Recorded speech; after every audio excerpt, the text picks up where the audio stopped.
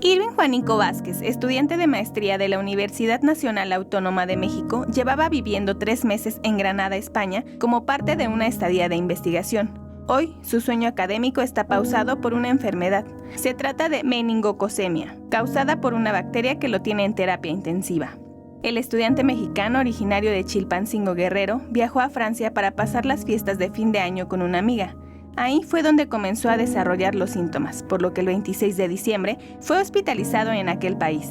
En cuanto sus familiares y amigos se enteraron de la situación, aquí en México comenzaron la campaña Fuerza Irving, con el fin de recaudar fondos y ayudar a que la familia del joven viajara a Francia, objetivo que se logró, pues parte de ellos ya se encuentra con él. Ya estamos aquí con mi hermano. Le quiero dar gracias a la escuela de mi hermano, a la UNAM, por apoyarnos a poder trasladarlos y a la gente que ha estado haciendo su aporte económico, a toda la gente que está haciendo su oración, porque gracias a ellos estamos aquí. A través de un video compartido en redes sociales, la hermana de Irving informó del estado del joven. La situación de mi hermano es muy delicada aún. La doctora nos dijo que tiene meningitis, inflamación en el cerebro y la columna vertebral.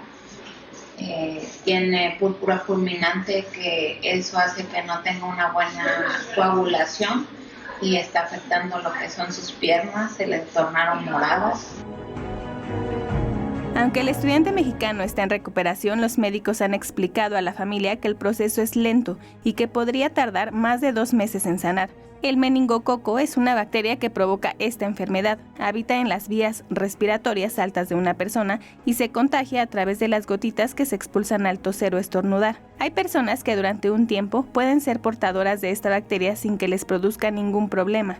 Sin embargo, en algunas ocasiones el germen produce la enfermedad que ataca ahora a Irving y que provoca la inflamación de la membrana que recubre el cerebro.